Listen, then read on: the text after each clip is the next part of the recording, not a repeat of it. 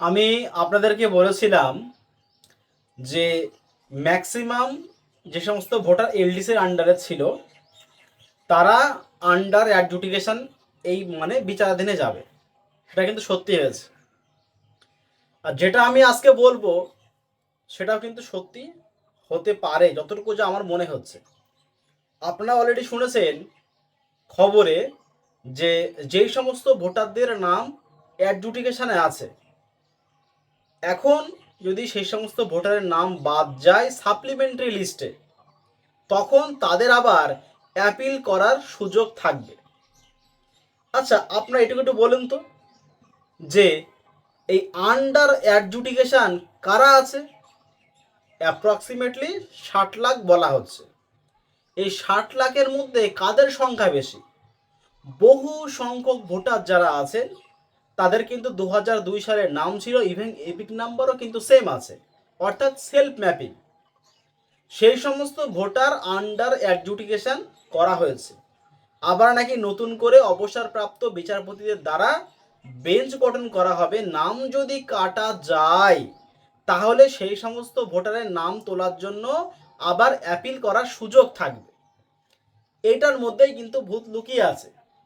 মানে অলরেডি আপনার যে মানে ধারণাটা ওটাকে দাবিয়ে রাখা হচ্ছে। আপনার আবার একটা আশ্বাস দেওয়া হচ্ছে। প্রথম যেটা বলা হয়েছিল যে লিস্টটা যেটা বের হবে সেখান থেকে ডিলেট ভোটার যারা আছেন তাদেরকে কিন্তু 6 নাম্বার ফর্ম ফিল আপ করতে হবে। আবার এখন বলা হচ্ছে কি আন্ডার অ্যাডজুডিকেশনদের মধ্যে যে সমস্তগুলো নাম বাদ যাবে সেই সমস্ত নামের আবার অ্যাপিল করার সুযোগ থাকবে। তার মানে হচ্ছে আপনারা ধরে রেখে দেন বহু আন্ডার অ্যাডজুডিকেশন যে ভোটার যারা আছেন তাদের বাদ যেতে চলেছে না। এইবারে ব্যাপারটা হচ্ছে কি, কাদের নাম বাদ যাবে, যেটা হচ্ছে আপনাদের মনে সবার প্রশ্ন। দেখেন, নির্দিষ্ট কিন্তু কোনো গাইডলাইন্স এখানে নেই। যেভাবে এসআর করা হচ্ছে, আমি দেখেন প্রথম থেকেই অনেকে আমাকে বলেছেন যে আমি নাকি ম্যাক্সিমাম নেগেটিভ মানে খবর দিই।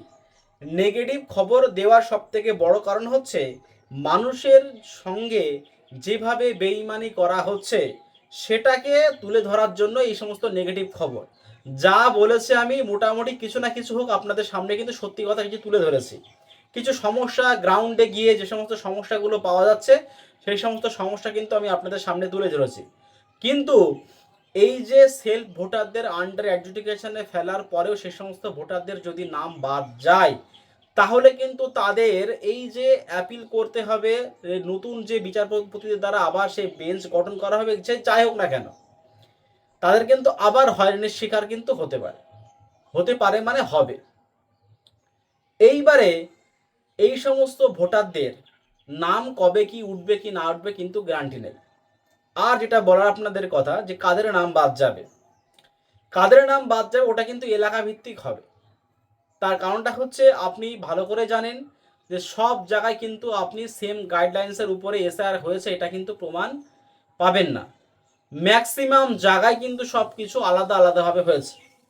কারণ কোথাও শোনা যাচ্ছে বিএলওদের দ্বারা আন্ডার অ্যাডজুডিকেশন ভোটারদেরকে দেখানো হয়েছে, বিএলও সেই সমস্তগুলোকে যে লেটার দিয়েছিলেন ডিক্লারেশন লেটার, সেই সমস্ত লেটারের উপরে ভিত্তি করে অনেকে তুলে দিয়েছেন। কিন্তু অনেক ভোটার আছেন সেখানে কিন্তু এখনো পর্যন্ত বিএলওদের ডাকা হয়নি। তারা এই আরও করছে কিনা সে সমস্ত কিন্তু সে পরের কথা। আর আমি কিন্তু আগাগোড়া একই কথা বলে আসছি যে বিএলও ছাড়া কিন্তু কোনো উপায় নেই কোন সমস্ত ভোটার তারা যে স্থানীয় ভোটার। 2002 সালের নাম করে যেভাবে গদ্দারি করা হয়েছে সাধারণ মানুষের সঙ্গে, সেই জিনিসটা কিন্তু খুবই খারাপ ব্যাপার। আপনারা ভালো করে জানেন মানুষের সঙ্গে কিন্তু খুবই খারাপ ব্যবহার করা হয়েছে 2002 নাম করে। এই 2002 নাম করে একজন আমাকে বলা হয়েছে যে no record found. No record ফাউন্ডে যদি নাম ডিলিট হয়ে থাকে তাহলে 6 নাম্বার ফর্ম ফিল আপ করে, তাহলে সেই 6 নাম্বার ফর্ম ফিল আপ করার পরে 2002 লিস্টটা কিন্তু ওখানে নিয়ে যেতে হবে। যাদের 2002 লিস্টে নাম নেই কিন্তু তার আগের লিস্টে নাম আছে, তারপরে তার নাম ডিলিট হয়ে গেছে, সেই সমস্ত ভোটারদেরও কিন্তু same 6 number form fill up করে 2002 আগের লিস্ট বা যদি কোনো ডকুমেন্টস থেকে থাকে সেই সমস্ত ডকুমেন্টস কিন্তু নিয়ে যেতে হবে।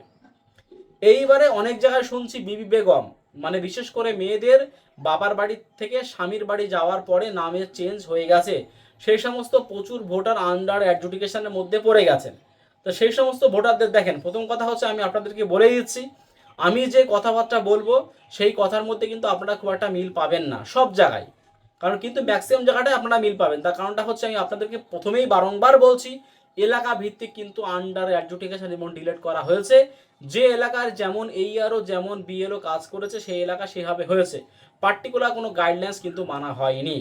এখন সামনে যে সাপ্লিমেন্টারি লিস্ট আসবে, যদি সেই লিস্টে আপনি আপনার নাম না থেকে থাকে মানে ডিলিট হয়ে থাকে, তবে কিন্তু আপনারা সেই আবার অ্যাপিল করতে হবে, যে বিচারপতিদের দ্বারা যে বেঞ্চ গঠন করা হয়েছে সেখানে কিন্তু আপনার আবার হিয়ারিং হবে। এই যে সামনে যে 30শে এপ্রিল পর্যন্ত যে মেয়াদ আছে আমাদের পশ্চিমবঙ্গ গভর্নমেন্ট সরকারের, এই 30শে এপ্রিলের মধ্যে কি আদৌ কাজ সম্পূর্ণ হবে সেটা কিন্তু ধোঁয়াশা রয়ে গেছে। কারণ সরকার যদি চায় তাহলে কিন্তু মানে সমস্ত কাজ খুব তাড়াতাড়ি সেরে ফেলতে পারে, কিন্তু নির্বাচনে একটা প্রচার আছে, নানান ধরনের ব্যাপার আছে। আর যদি রাষ্ট্রপতি শাসন কোনো প্রকারে হয়ে যায় আমাদের পশ্চিমবঙ্গে, তাহলে ব্যাপারটা তো আরও অন্যরকম বোঝানো হবে, সেটা ভালো করে জানেন। অনেকে দেখেন, বিশেষ করে যারা মুসলিম সম্প্রদায় আছেন তারা অন্যরকম ভয় করছেন, আর যারা বাংলাদেশ থেকে এখানে এসেছেন তারা অন্যরকম ভয় করছেন। কিন্তু প্রচুর ভোটার আছেন, হ্যাঁ, তারা বাংলাদেশ থেকে এখানে এসছেন, কোনো প্রকারে ডকুমেন্টস, কোনো প্রকারে 2 নম্বর পদ বা যে কোনো উপায়ে ডকুমেন্টস বার করে নিয়ে তাদের নামটা ফাইনাল লিস্টে উঠে গেছে, ব্যাস ঝামেলা মিটে গেছে। তাদের এখন মুখে বড় বড় কথা শোনা যাবে, বিশেষ করে ফেসবুকে আরও বেশি ভালো পাওয়া যাবে। তা যাই হোক, আন্ডার অ্যাডজুডিকেশনের যে যে তথ্যটা যেটা আমি পেলাম সেটা আপনাদের সামনে তুলে ধরলাম। আন্ডার অ্যাডজুডিকেশন মানে কিন্তু আপনাদের এর মধ্যে অনেক ভোটার কিন্তু নাম ডিলিট হতে পারে, আর ডিলিট হওয়াটাই স্বাভাবিক, যার কারণেই কিন্তু বিশেষ বেঞ্চ গঠন করা হচ্ছে। আমাদের সঙ্গে জুড়ে থাকুন এবং আমাদের চ্যানেলটিকে সাবস্ক্রাইব করে আমাদের পাশে থাকুন। ধন্যবাদ।